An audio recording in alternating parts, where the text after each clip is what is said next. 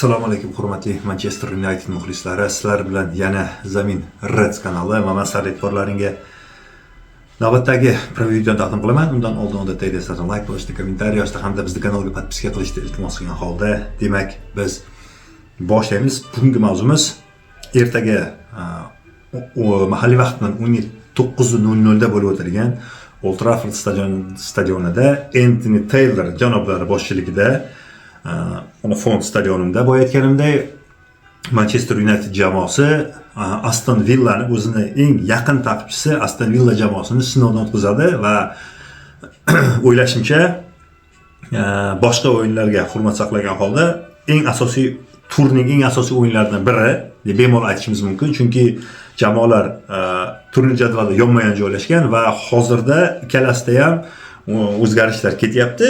Endi Aston Villada o'yin nuqtai nazaridan qaraydigan bo'lsak, Manchester Unitedda o'sha Carrick trener almashishi bilan kechadigan o'zgarishlar ketyapti. O'yinda nuqtai nazardan muhimligi jihatidan boya aytganda juda muhim o'yin, turnir markaziy o'yinlaridan biri va yutgan jamoa 3-o'rinda mustahkam egallashi kutilmoqda. Ya'ni Chempionlar Ligasiga aniq chiqishi mumkin agar shu ertangi turdan keyin jamoalar birontasi g'alaba qozonsa. Ko'proq Manchester United bo'lishini albatta xohlaymiz. G'alaba qozonsa, biz albatta shu 3-o'rinda mustahkam holda egallab olgan bo'lamiz. Piyosda o'yinga tusha olmaydigan futbolchilar haqida gaplashadigan bo'lsak, Manchester United tarkibida hamda Aston Villa tarkibida quyidagi futbolchilar maydonga tusha olmaydi yoki tushishi so'roq ostida deb beryapti saytlar.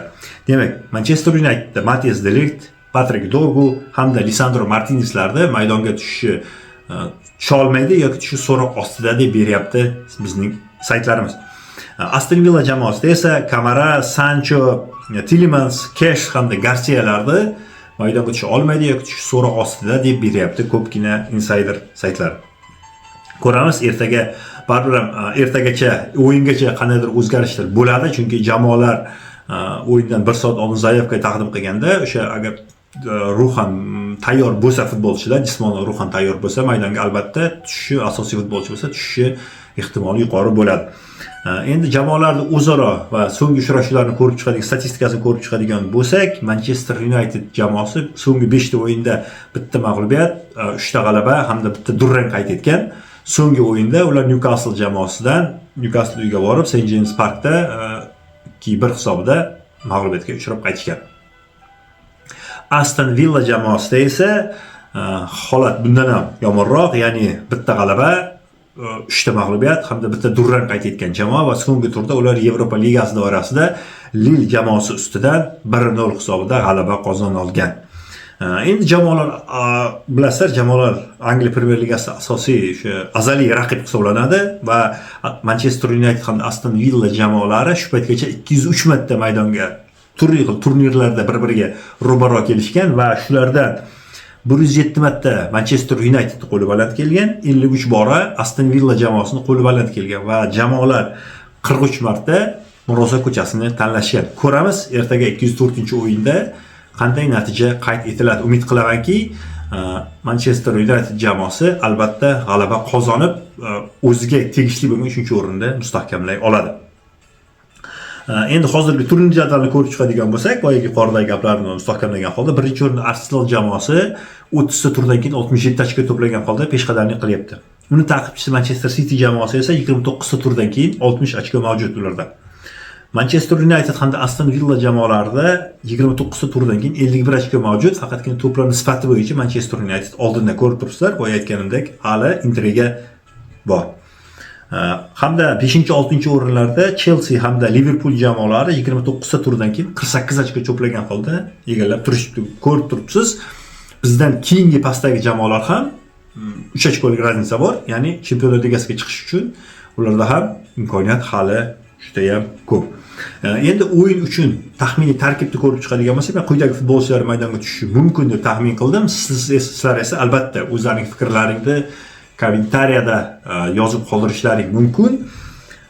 Demak, o'yin uchun taxminiy tarkibim. Demak, darvozada Seni Lavins, himoyada Harry Maguire hamda Leni Yoro. Chunki Mattias de Ligt ham, Lisandro Martinez ham hali maydonga tusha olmaydi. Ikkita qanotda Luke Shaw hamda Nusrat Mazraouylarni qo'ydim men, chunki so'nggi o'yinlarda Dalotni o'yinida men ko'pni to'lgani yo'q.